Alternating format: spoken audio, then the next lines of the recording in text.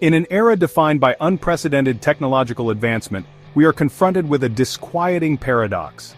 The very tools that promise to empower and connect us also have the capacity to erode our fundamental rights. This tension is thrown into sharp relief by the case of Montel Alexander Bowman.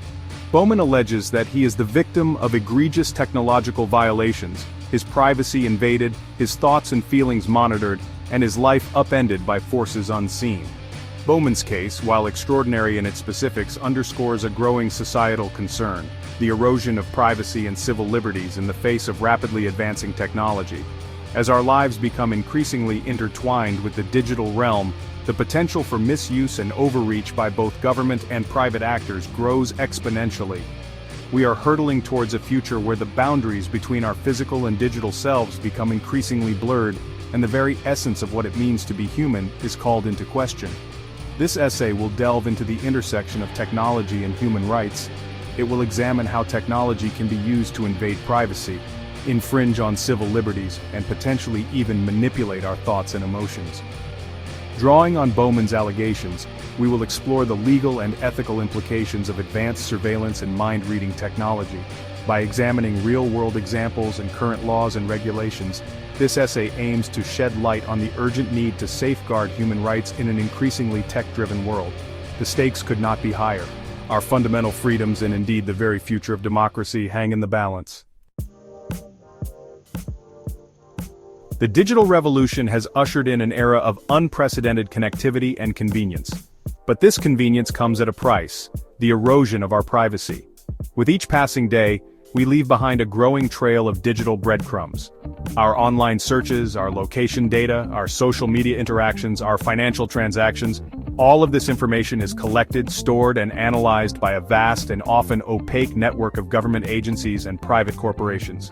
This erosion of privacy is not merely an abstract concern. It has real-world consequences.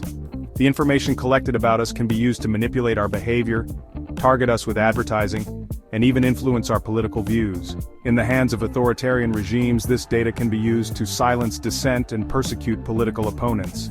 Even in democratic societies, the unchecked collection of personal data poses a grave threat to our fundamental freedoms.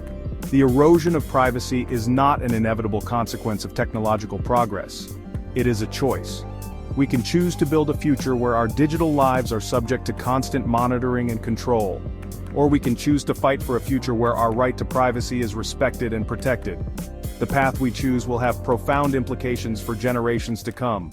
The time to act is now. The allegations made by Montel Alexander Bowman, if true, read like something out of a dystopian novel. Bowman claims that he is the target of a relentless campaign of technological harassment and surveillance. He alleges that his thoughts and feelings are being monitored, his movements tracked, and his life manipulated by unseen forces wielding advanced technology. Bowman's case, while extreme, highlights the very real potential for technology to be used for nefarious purposes.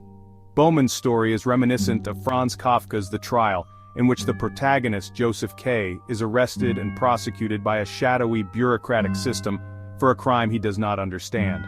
Like Joseph K., Bowman finds himself trapped in a Kafkaesque nightmare, accused of wrongdoing but unable to confront his accusers or understand the nature of his alleged crimes.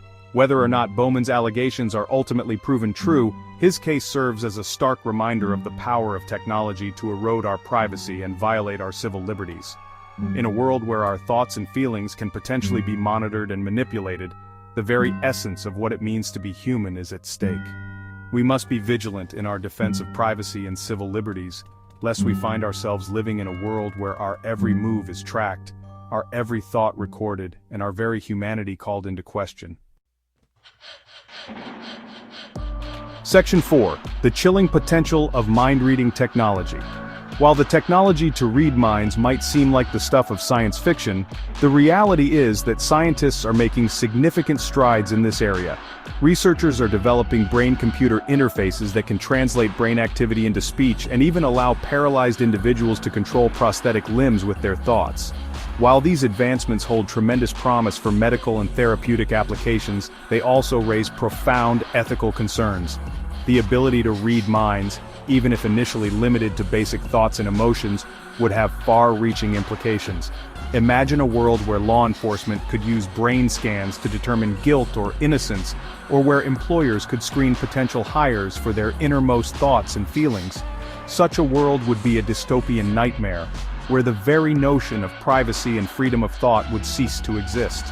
While we are still some way from the development of true mind-reading technology, the rapid pace of technological advancement means that we must confront these ethical dilemmas sooner rather than later. We must establish clear legal and ethical guidelines for the development and use of such technology, ensuring that it is used for the benefit of humanity, not for its control or oppression. The future of our minds, and indeed the future of our freedom, may depend on it. Section 5. Legal recourse in the face of technological violations. As technology advances at an unprecedented pace, our legal frameworks struggle to keep up. Existing laws drafted in a pre-digital era are often ill-equipped to address the novel challenges posed by technologies like facial recognition, predictive policing, and advanced surveillance. This legal lag creates a dangerous gap, leaving individuals vulnerable to technological violations with little recourse. Montel Bowman's case highlights the challenges of seeking legal redress for technology-enabled harms. His allegations, while extraordinary, expose the limitations of our current legal system in addressing claims of technological surveillance and manipulation. Without clear legal frameworks and precedents, victims of such violations may find themselves navigating a legal labyrinth, their claims dismissed as outlandish or unsubstantiated. Addressing this legal gap requires a multi-pronged approach. We need to update existing laws to reflect the realities of the digital age, crafting legislation that specifically addresses the unique threats posed by new technologies. This includes strengthening privacy protections, regulating the use of surveillance technologies, and establishing clear guidelines for the collection and use of personal data. Furthermore, we need to develop new legal theories and frameworks that can adequately address the novel harms inflicted by technology. This includes recognizing new forms of privacy violations, expanding the definition of harm to encompass psychological and emotional distress, and creating avenues for redress for victims of technological abuse.